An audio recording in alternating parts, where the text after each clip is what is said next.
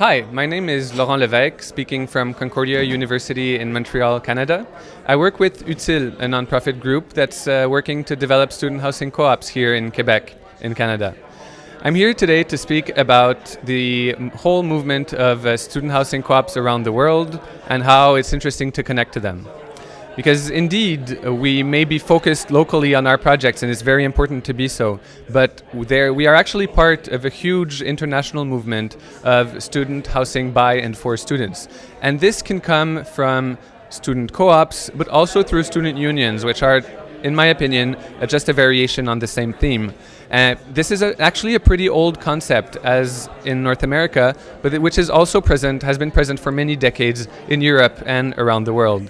One example is Switzerland, where student co-ops and youth co-ops started housing people in squats a couple of decades ago. And by collecting rent over the years for people who were actually squatting buildings, today they're able to use that money to build new constructions and house hundreds of people in decent buildings, which are much more interesting than the original squats they were in.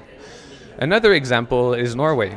In Norway, student unions in every city offer not only housing but multiple other services to students through fee levies, which are significantly high, but which allow students to collectively give themselves tools to house themselves at a very affordable price. And through this model, they've developed thousands of units across the major cities of the country.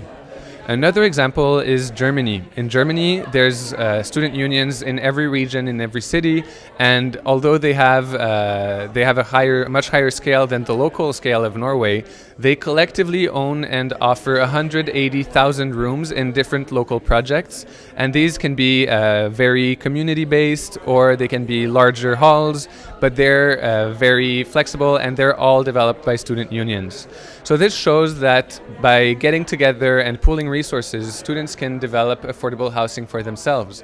And that was just a very show of what's existing right now and what's been existing for years, because we know that there are also many student housing co-ops in Japan, and that the UK, the United Kingdom, and France are right now experimenting with this idea to answer for the need for more affordable student housing. So the student co-op idea is something that's present elsewhere around the world, and it's important to keep this in mind because, for one, we can tap into these existing resources and existing experiences to learn about their successes and failures and their tools, and maybe even avoid mistakes that we could do here. For example, in terms of architecture, they have a lot of experience in developing new constructions in Europe, but they've also been operating buildings and communities as co-ops for decades. So even though we have our own pool of resources, we can be interested, it can be interesting to see their point of view and maybe even share our own North American experience.